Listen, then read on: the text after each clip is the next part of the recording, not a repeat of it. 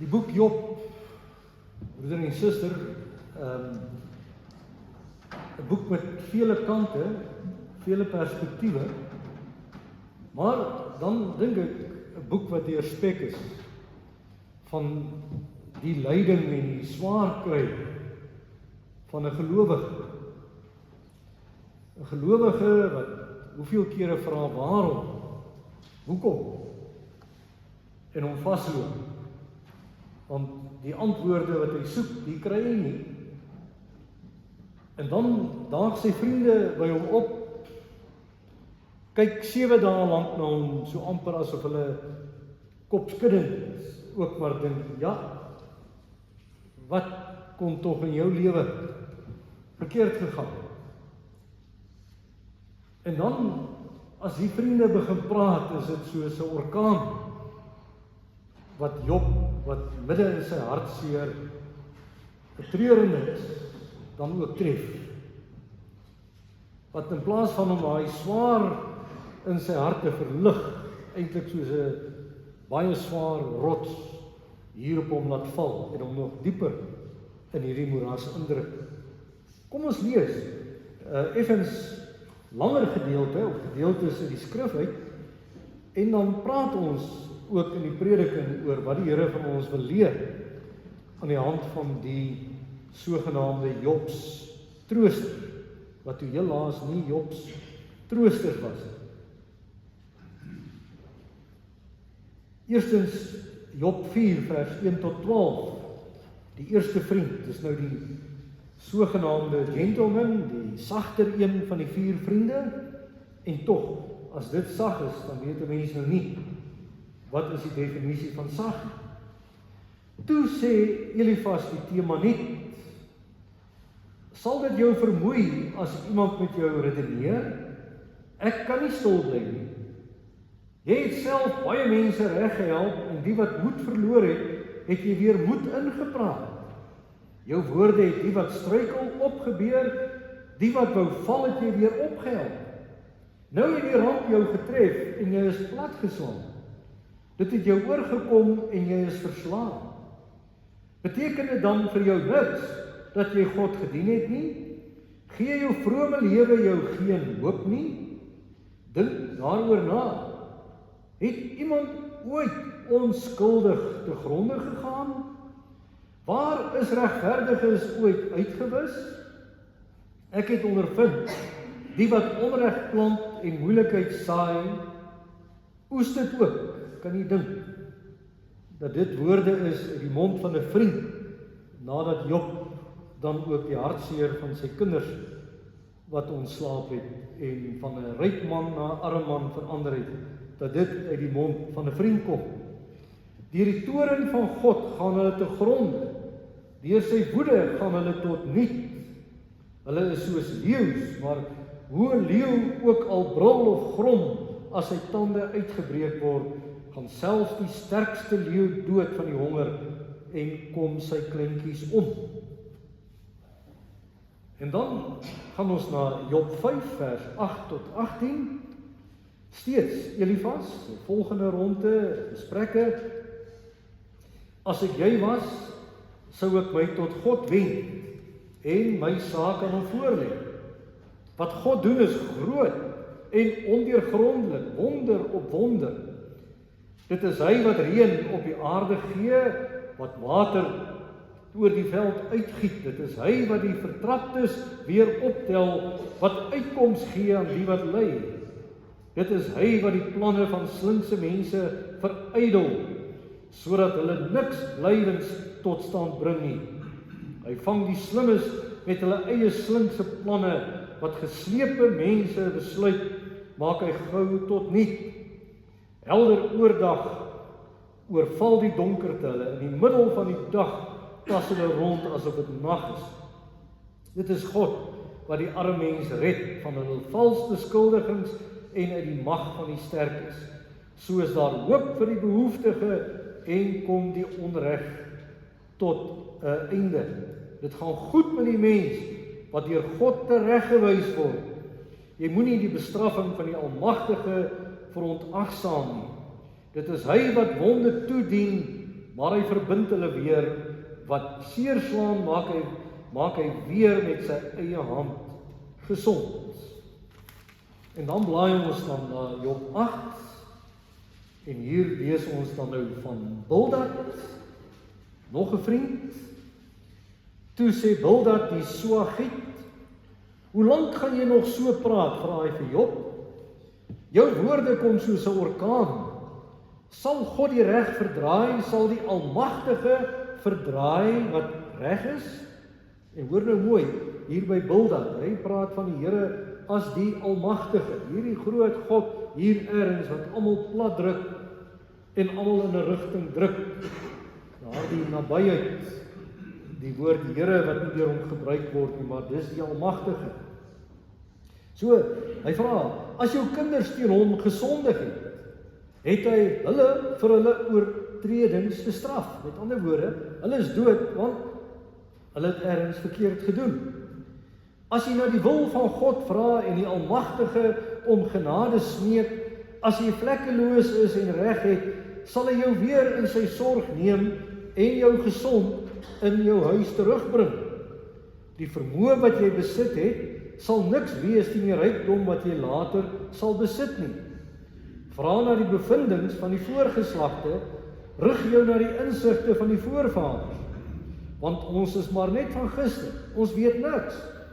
Ons dae is so vlugtig soos 'n skaduwee op die grond. Leer uit wat jou voorgeslag gesê het. Hulle het met insig verklaar, groei riet waar daar nie 'n moeras is nie, vlei gras waar daar nie water is nie. Dit spruit wel uit, maar dit is nog nie eers afgesny nie, dan verdroog dit al vinniger as enige soort gras. So gaan dit met hulle wat vir God vergeet. Daar is geen hoop vir die goddelose. Hy vertrou op 'n dun draadjie en hy maak op 'n spinnerak staan. As hy teen sy huis leun, val dit om. Hy gryp daarna, maar dit bly nie staan. En dan slaan ons 'n verse wat oor en lees ons vers 20 tot 22. God verwerp nooit die opregte nie en staan ook nie die by wat onreg doen nie. Hy sal jou weer vreugde gee, jou van blydskap laat jubel. Die wat jou haat, sal met smaad bedek word, van die goddeloses bly daar niks oor nie. Jy hoor tussen 'n klomp mooi uitdrukkings en klisjées, dan ook halwe waarhede wat hier verkondig word. En dan uit Job 11, 7 verse, nou kom Sofar aan die beurt. Sofar sê eintlik vir Job, gebruik jou verstand. Ons sê baie keer, gebruik net jou common sense. Dis wat hy nou vir Job sê. Gebruik jou verstand, jy is mos 'n slim mens. En dit sê hy vir iemand wat in hartseer vasgevang is. Toe sê Sofar die Naamatiet vir Job, moet al die baie woorde onbeantwoord bly? Kan 'n mens homself met praat regverdig? Moet mense stil bly vir jou praatjies? Wil jy bly laster sonder dat iemand jou bestraf? Jy sê vir God, wat ek dink is reg, ek is onskuldig voor U. As God maar wou begin praat en jou wou weerspreek, jou wou vertel hoe ingewikkeld die wysheid is en hoeveel dit vra om iets blywends tot stand te bring, dan sou jy weet dat God jou nog nie eens vir al jou sonde straf nie. Kan jy begryp wie God werklik is? Kan jy die Almagtige ten volle verstaan? Dit is kennis wat hoër is as die hemel is. Hoe kan jy daarby uitkom? Dit is kennis wat dieper is as die doderyk. Hoe kan jy dit bereik? Dit strek verder as die aarde, wyer as die see. En dan ook hierdie woorde, as God in verbygaan iemand gevange neem en voor die gereg bring, wie sal hom keer? En hoor nou, God ken skynheilige mense. Hy sien die sonde raak sonder nader ondersoek. En dan uit Job 32. Uit Job 32 lees ons dan ook 'n gedeelte saam. Dan kom Elihu, die jongste en die mees voortvarendste van al die vriende aan die beurt. En duidelik voel hy baie bedreig oor Job, die vorige 3 vriende die een na die ander omgedop het. Toe die 3 vriende ophou om Job te antwoord, omdat hy volgehou het dat hy onskuldig is, het Elihu, seun van Barakel, 'n besiet uit die familie van Ram, kwaad geword vir Job. Elihu, en dit is nou wat hier gebeur, kwaad geword omdat Job volgehou het dat hy reg het, nie God nie. Elihu was ook kwaad vir die 3 vriende van Job, omdat hulle Job nie reg geantwoord het, so hulle het hom nie op sy plek gesit, en nie aangetoon het dat hy skuldig is. Terwyl die vriende met Job aan die praat was, het Elihu stil gebly, want hulle was ouer as hy. Maar toe hy merk dat die 3 manne Job nie verder antwoord nie, het hy kwaad geword. Daar staan eintlik hy baie kwaad geword, nee, hy het boos geword. Hy het so opgeblaas van die woede. Elihu, seun van Barakel, die besiet het begin praat, ek is jonk en julle is grysaards. Daarom was ek huiwerig. Ek was bang om vir julle te sê wat ek weet. Ek het gedink, laat die ouderdom praat, laat die ervaring sy wysheid meedeel. Maar dit is die gees in die mens wat die mens insig gee, die gees wat van die Almagtige afkom. Dit is nie die baie jare wat verstandig maak nie en aan ou mense insig gee in wat reg is nie. Daarom sê ek, luister na my. Ek sal ook sê wat ek weet. Ek het julle laat praat, ek het geluister na julle argumente om te kyk of julle by die regte antwoord uitkom. My aandag was op julle toegespits, maar nie een van julle het vir Job behoorlik berispe of sy argumente weerlê nie. Moet nou net nie sê, ons het die wysheid gevind. God, nie 'n mens nie, sal met Job afreken. Met my het Job nog nie geargumenteer nie, en met julle argumente sal ek hom nie pak nie. As die vriende verslae staan, as hulle niks meer het om te sê nie, as woorde hulle ontbreek, as hulle nie praat nie, as hulle daar staan en verder niks sê nie, moet ek nog langer stil bly. Ek wil ook 'n beurt hê om te praat. Ek wil ook sê wat ek weet. Ek het baie om te sê, my gees dwing my om te praat. Dit kook in my soos wanneer wyn nie klaar gegis het nie, en selfs nuwe wynsakke wil laat oopbars. Ek moet praat, ek moet my gemoed lig, ek moet vir Job begin antwoord, ek sal niemand voortrek nie, ek sal vir niemand partydig wees nie. Partydig wees kan ek nie, want dan sou my maker in 'n oogwink my laat verdwyn. En dan net dan kom hy en dan sê hy, maar die Here skuld geen mens 'n antwoord nie, in vers 33. Nou ons fokusverse is 4 vers 7. Daar sien jy op die skerm, dink daaroor na, het iemand ooit onskuldig te gronde gegaan? Waar is regverdiges ooit uitgewis? 5 vers 17, as ons daartoe kan gaan, dit gaan goed met die mens wat deur God tereggewys word. Jy moenie die bestraffing van die Almagtige verontagsaam nie. En dan ook in hoofstuk 8 vers 13 en 14, so gaan dit met hulle wat vir God vergeet. Daar is geen hoop vir die goddelose nie. Hy vertrou op 'n dun draadjie, hy maak op 'n spinnerak staan. En dan ook in vers 13 van daardie volgende gedeelte, moet nou net nie sê, ons het die wysheid gevind, God nie 'n mens nie, sal met Job afreken nie. Dis 32 vers 13.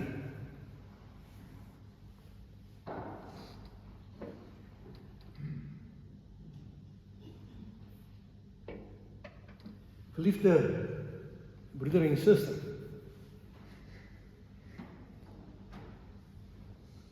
ons bedoel goed wanneer ons treurendes en hartseer mense probeer vertroos. Maar in 'n oogwink kan goed bedoelde woorde dolksteke word. In 'n oogwink kan goed bedoelde woorde hartseer mense wat swaar kry, nog verder in die moeras en in dieptes indruk. Want dit is nou eenmaal 'n feit. Nie een van ons is opgelei om 'n trooster te wees. Nie een van ons.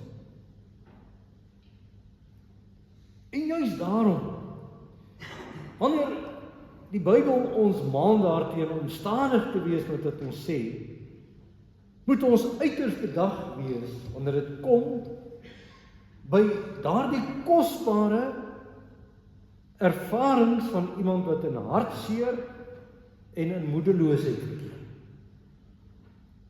Dink u nou self in, op voetspoor van dit wat ons gelees het. 'n vriend of 'n vriendin of 'n familielid van u word in die hospitaal opgeneem.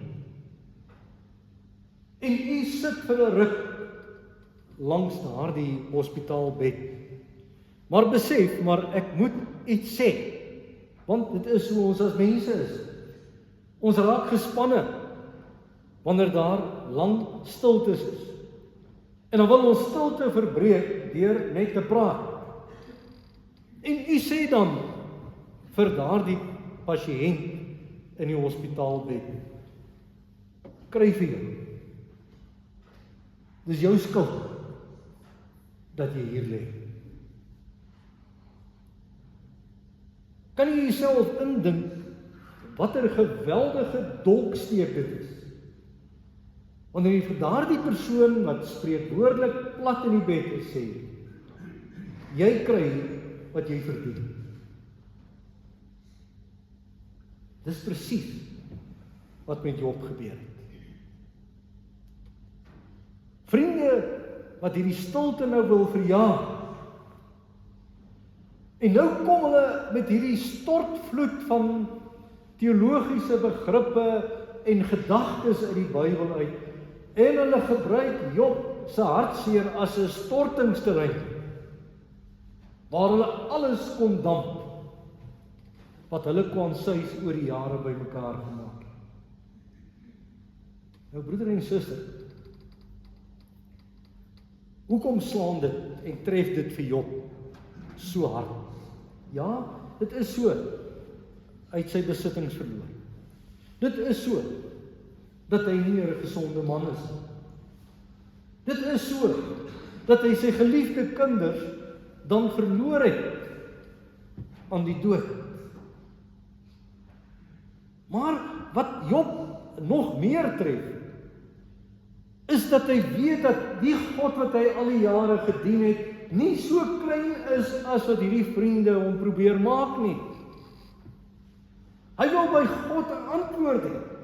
Hy wil troos hê. Wat beteken troos? Troos beteken om diep saam met iemand te sug, en om in hierdie sug wat ek dan het, dan ook hierdie lig van hoop en van God se beloftes raak te sien. Maar al wat hy ervaar is dat hierdie vingers hier in sy oog en in hierdie wond van sy lewe gedruk word.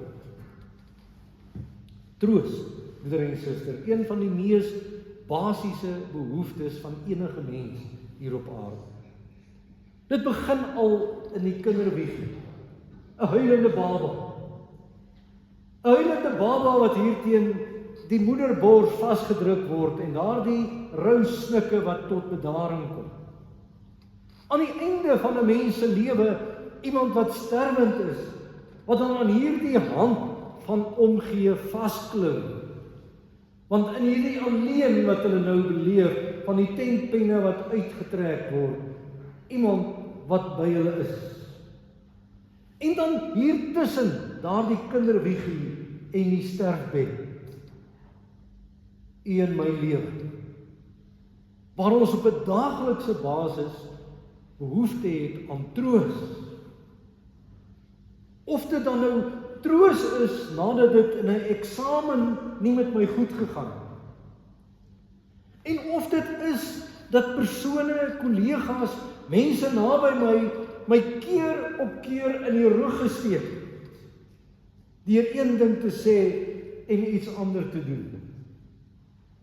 En of dit nou is dat die een teleurstelling op die ander oor my pad kom, drome wat eintlik verydel word, drome wat soos hierdie ligbelle en hierdie seebelle wat geblaas word, net in die lug disintegreer. En of dit dan nou doodeenvoudig is dat my lewe op 'n sekere stadium 'n wending aanneem, anders as wat ek dit beplan het. En of dit doodeenvoudig is omdat my gesondheid dan nie is wat ek graag wil hê dit moet wees nie. En so sou ons die voorbeelde kon vermenigvuldig, maar genoeg om te sê, ons het almal behoefte aan troos. Want wanneer ons troostelose omstandighede beleef, broeder en suster, bots die teorie en die praktyk van die geloof. Die teorie van God se woord en dit wat ek ervaar is lynreg in botsing. En dan is dit so. In daardie alleen wees met ons swaar kry, in die alleen wees met ons worsteling, het ons behoefte aan die teenwoordigheid van ander mense. Want alleenheid is iets wat enige iemand op enige stadium kan onderkry. Maar juis dan vir ons, wat naby aan die treurende, aan die hartseer kom, is hier 'n besondere boodskap in opgesluit in die gedeeltes. Wees stadig en versigtig om te praat. Wees vinnig om naby te kom en daar te wees. Maar moenie bang wees vir stiltes nie. Nou broer en suster, 'n groot stuk waarheid wat hierin opgesluit is. 'n Groot stuk waarheid wat dan te maak het met dit wat Job ook in sy eie lewe beleef het. En wat vandag net so geldig is in ons eie lewens. Wat gebeur hier by Job? Wat by Job gebeur, is dat vriende se woorde, wat ergens uit die Bybel uitkom, ja, klisjées geword. Nou wat is 'n klisjé? 'n Klisjé is uitdrukkings wat nikszeggend is. Nikszeggend, hoekom? Want geen mens, broeder en suster, geen mens kan namens God praat nie. En dis wat die vriende wou doen. Geen mens durf iemand anders vertroos met halwe waarhede. Ken ons daardie halwe waarhede? Wanneer iemand deur 'n moeilike tyd gaan, ag weet jy, man, moenie te bekommerd wees nie, want die Here laat hierdie goed met goeie mense gebeur. En die Here weet wat om vir wie te gee.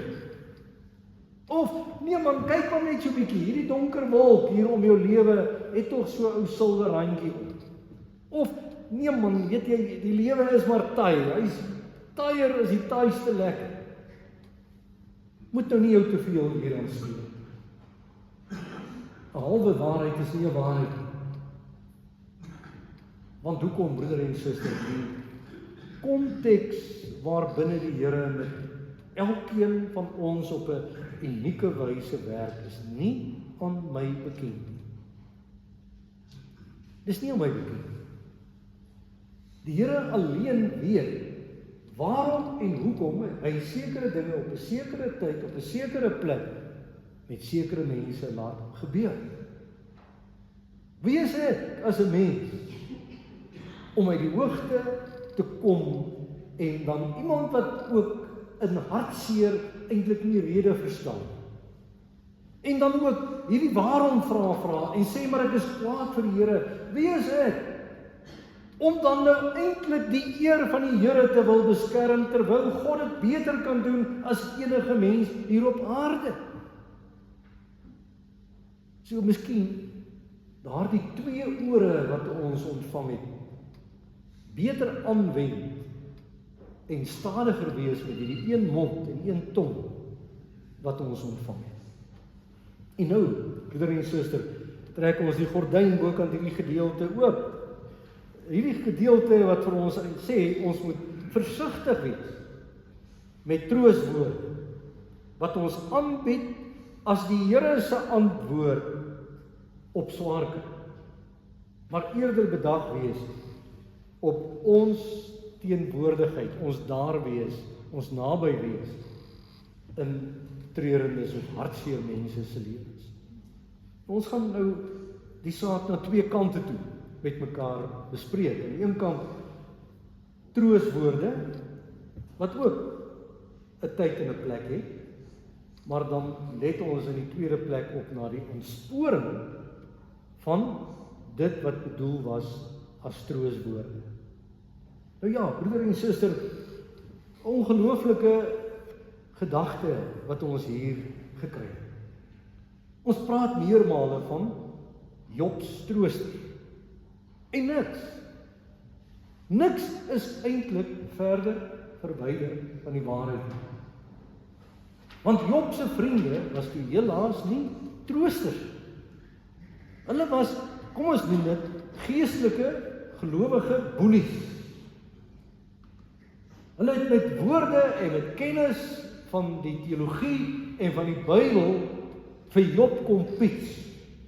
Hulle het met swepe eintlik hierdie kepe en gate in sy lewe kom slaan, waar hy spreekwoordelik alreeds teen die planke was.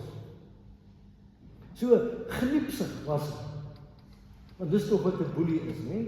Geniepsig. En nou gaan kyk ons van naderby na wat hierdie vriende verkeerd gedoen. Kom ons begin by Elifas. Soos reeds gesê, die sogenaamde gentleman onder die 4 vriende. Nou wat doen Elifas? Elifas kom nie op die man af met die vinger nie. Hy kom met allerlei vrae. Hy maak stellings aan die hand van retoriese vrae. So hy kom, Elifas, en hy sê, maar kom ons bou vir jou Job 'n teologiese toebroodjie. Maar met al hierdie vrae van hom, maak hy hierdie buitewande van hierdie toebroodjie baie aangenaam en aantreklik. Maar hier binne sit hy 'n koue, harde klip van 'n vingerwysing wat nou nie direk uitgesteek word nie, maar tog so wil uitskiet. So hy kom na Job toe en hy sê, maar Job, jy's 'n slim man. En as 'n slim man wat in jou lewe menige mense vertroos het, vanuit daardie ervaring behoort jy mos nou beter te weet. En nou kom hy en hy voel eintlik ongemaklik nadat hulle vir 7 dae lank vir Job so kopskuddend aangekyk het en Job die stilte verbreek en sy eie geboortedag verwens. Kom hy en hy's kwaad. Hoe durf jy as 'n mens dit doen? Dis dan die Here wat die lewe vir jou gegee het. En nou probeer hy die regverdigheid van die Here in Job se lewe verklaar en regverdig. So hy kom en hy matig hom hierdie reg aan om namens die Here te praat en namens die Here Job op sy plek te sit. So misplaas dat dit nie kan wees nie, broeder en suster. Want wat doen hy eintlik? Hier in sy agterkop het hy 'n bepaalde patroon, hy het 'n skema. En wat is hierdie skema? Hierdie patroon waarin hy Job wil inforceer, is sy eie ervarings wat hy oor die jare opgedoen het. Met ander woorde, sy eie waarnemings. En hoe meer hy Job in hierdie skema en hierdie patroon probeer indruk, hoe minder wil Job in hierdie skema van hom inpas. En dan kom hy eintlik in sy vraag en hy sê, daar moet tog, as hierdie rookie hier trek, ergens 'n vuurtjie is. So, dit wat met jou gebeur, Job, dink bietjie daaroor, kan dit nie wees dat dit die gevolge is van iets wat jy ergens verkeerd gedoen het. Jy dink jouself in, iemand se kind of kinders ontslaan. en jy durf dit waag om so 'n vraag te vra. 'n Klipharde teologiese toebroodjie, omdat hierdie kasregister van teologiese begrippe en teologiese grammatika eintlik nie pas in Job se lewe nie. En so slaan die 3 vriende wat oorbly dit gade. Hulle bemerk dat Job in sy antwoord op Elifas dan vir Elifas totaal en al omdop, dat Elifas later net moet swyg. En dan kom Bildad. En Bildad is nou nie 'n takvolle mens. Hy sê ook, man, ek is op die man af, ek is reguit. Aanvaar my, vat my, of vergeet van my. Nou ja, daar is baie hedendaagse mense wat ook spog hiermee, né? En eintlik lê daar eintlik maar 'n stuk hartseer in daardie opmerking van, of my weg, of is die breedpad daar buite. Hy kom sommer reguit na Job toe, hy sê, nee, die hele lewe werk so. As jy dit in die verstand gaan ontleed, dan is daar 'n oorsaak en daar is 'n gevolg. Nou Job, weer eens, jy is 'n slim man. Besef dit, jy moes iewers die pad buister geraak het. En nou sê hy vir hom, hy sê vir Job sommer reguit, nie 'n vraag nie, jou kinders het gesterf as gevolg van hulle sonde en jou sonde. Sien jy hoe klein word God gemaak? En wat doen Bildad eintlik hier met sy woorde? Met sy woorde verklap hy die godsbeeld wat hy het. Verklap hy en gee hy te kenne hoe klein hy van hierdie God dink. Dis 'n God wat mense van die môre tot die aand net slaan. Hy slaat dit. Omdat hy die heel dag. En pas op as jy jou voet weer verkeerd sit, hy gaan vir jou slaan. Nou broeder en suster, dis troos sonder enige empatie, sonder enige deernis. En wat is dit? Dit is niks anders as om iemand te kneus en iemand te beseer en iemand te boelie. En so hou Sofar hierdie hele gedoente dop. En as hy aan die beurt kom, dan kom hy dood eenvoudig. En kyk nou, iemand is hartseer, iemand het rou in sy binneste.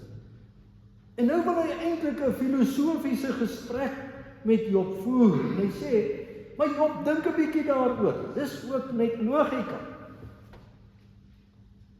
As die Here mense moet straf volgens hulle verdienste, sou almal ophou bestaan het. So Job, jy moet eintlik onder hierdie omstandighede met trane en met vrae en met hierdie worsteling wat jy het, sê ek het eintlik lig daarvan afgekom. Mens wil amper sê, grote griep. Vriend, verstaan jy dan? Hoe kan jy vir iemand wat sy kinders dan nou in die dood afgestaan het sê, jy het eintlik lig daarvan afgekom? Hoe kan jy vir iemand sê wat alles verloor het en eintlik homself hier met potskerwe krap, jy het lig daarvan afgekom? So dis ons om van God te kwaai God te doen. Brutaal is hierdie vriend. En nadat hy ook deur Job omgedop word en later moet swyg,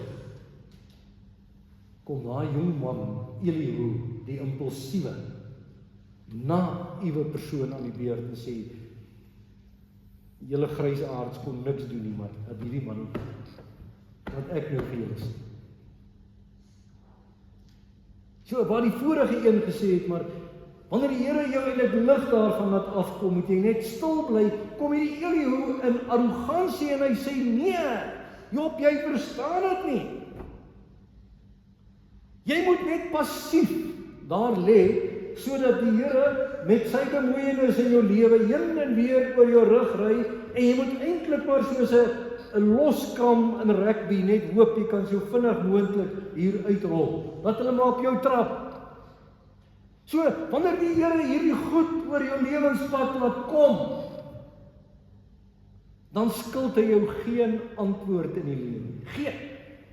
So, jy moet met jou gedagtes wat jou eintlik totaal en al boelie en totaal en al jou hier in daardie dieptes van die lewe indruk, moet jy maar net dood eenvoudig meer saamleef, want die Here skuld geen mens enige verduideliking. Ag broeder en suster, het hierdie vriende maar na die eerste ronde gesprekke opgehou praat. En dan kom hulle nog 'n keer en nog 'n keer. En dan is dit amper asof hulle 'n stormram taktiek hier toepas. Hulle wil hier deur Job dryf. Want Job moet nou begryp wat hulle interpretasie en verklaring van Job se swaarkry is. Jy sien, helaas het Job se probleem by hulle verbygegaan. Hulle wou nou reg wees. Hulle wou reg wees, eerder as om lief te hê. Hulle wou brutaal Job omdop, in plaas van om ook hierdie tempo van sy swaar kry met hom saam te beleef. En wat eintlik hier gebeur? Hulle wou met Job oor die Here praat, in plaas van om met die Here oor Job te praat. Broeder en suster, dit wat hier in my kop aangaan, wat ek van die Here dink, word oopgevlek wanneer ek ander mense probeer troos. En daardie skewe godsbeelde is niks anders as dolke en slepe. Hierdie vriende sou ons kon beskryf het as die Ou Testamentiese Fariseërs.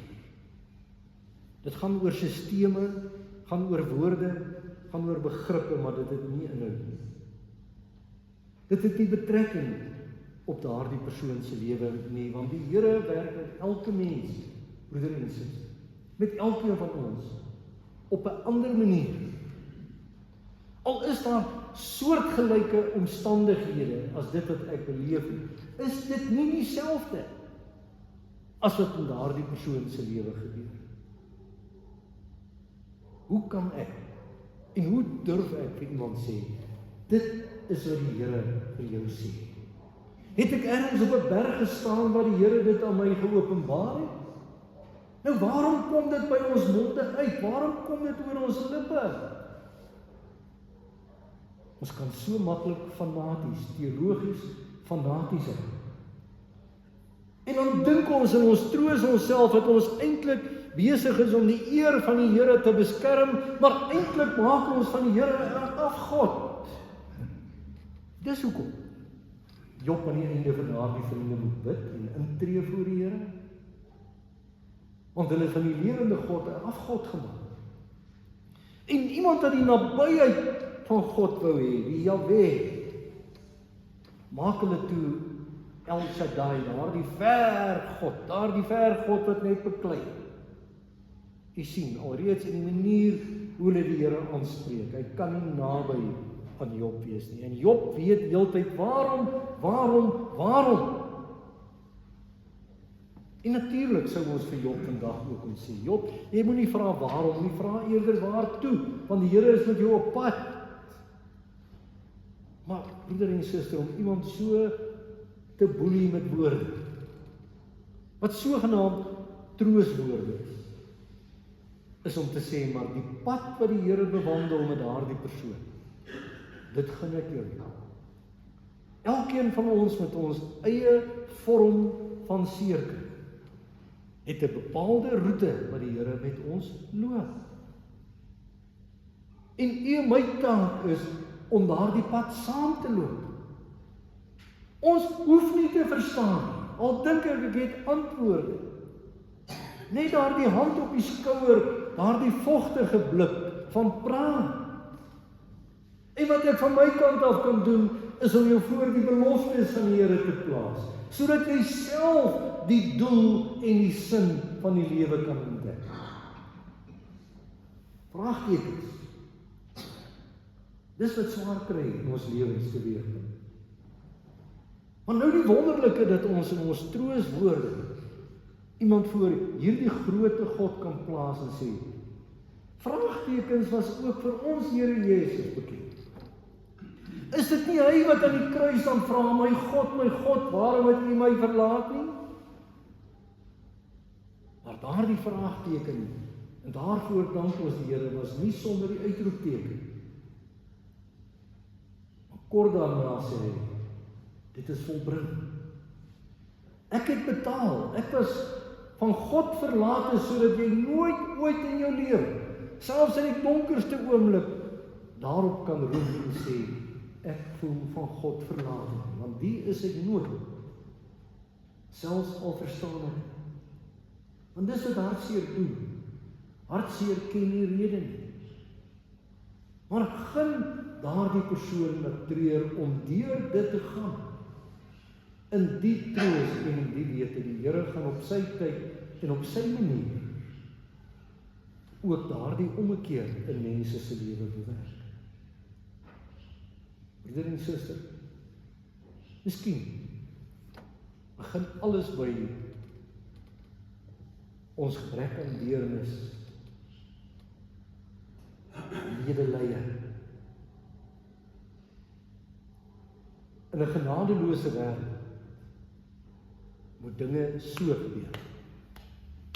Ek het nie tyd om aan jou hartseer aandag te gee. Ek het nie tyd om hier dieselfde saak oor en oor en oor te hoor nie. Dis hoe ons eintlik hier diep in ons binneste dink. Die lewe gaan aan. Hoekom wil ek van jou seer en jou probleme en jou trane hoor? Terwyl die Here my eintlik op 'n sekere tyd, op 'n sekere plek in mense se lewens plaas. Om net daar te wees. My broer, my suster, ek weet nie. Ek wens ek het geweet. Maar wat ek in my nabyheid vir jou kan doen, is om vir jou te bid. Ek kan hierdie hand op jou skouer plaas.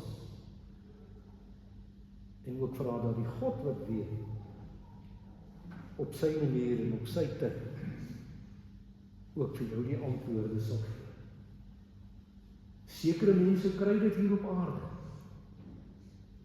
Ander mense gaan eers met die ewige lewe in hiernamaals die antwoorde kry wanneer die Here die sluier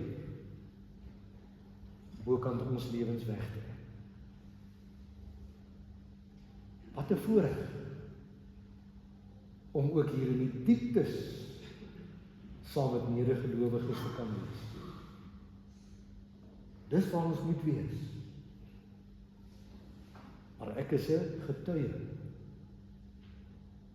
Ek praat nooit namens die Here. So laat ons die Here sy sê op sy manier en op sy tyd. Net so. En goed bedoelde woorde word dolksteke. Amen. Kom ons verenig saam in gebed. Ons Vader wat in die hemel is. Ons dankie dat ons op nuut weer bedag gemaak kon word op ons teenwoordigheid en daar wees in mense se lewens. Ons dankie dat U wel die woord gee met honderde en duisende beloftes. En dat ons die voorreg het om daardie belofte ook as hoop in mense se lewens te bring wat daardie gevoel van hopeloosheid het. Ons dankie dat U vir ons die teleskoop van die geloof gee. Die verkyk. En dat ons ook mag weet dat so min as wat enige een van ons ooit 'n ander se seer kan verklaar. Soos wanneer ons met 'n teleskoop in die ruimte sou inkyk en daardie lig van die son eintlik 8 minute gelede se sonlig is. Net so min kan ons die volle omvang van iemand se seer onder woorde bring. Maar wat ons wel kan doen, is om saam deur die verkyker te kyk en te wag dat U die lig ook in die donkerte in mense se lewens kan opsteek. Ons bid dat U ons werklik troosters sal maak, die bringers van hoop, en dat U ons daarvan sal bewaar, om ook ons broers en ons susters op 'n geniepsige wyse met mooi en halwe woorde te boei. Help ons om ook mekaar in hierdie sin van die woord met respek en eerbied te behandel. Dit bid ons alles van U, nie omdat ons dit ooit kan of sal verdien nie, maar ons bid dit alles in die naam van ons Here Jesus Christus alleen. Amen.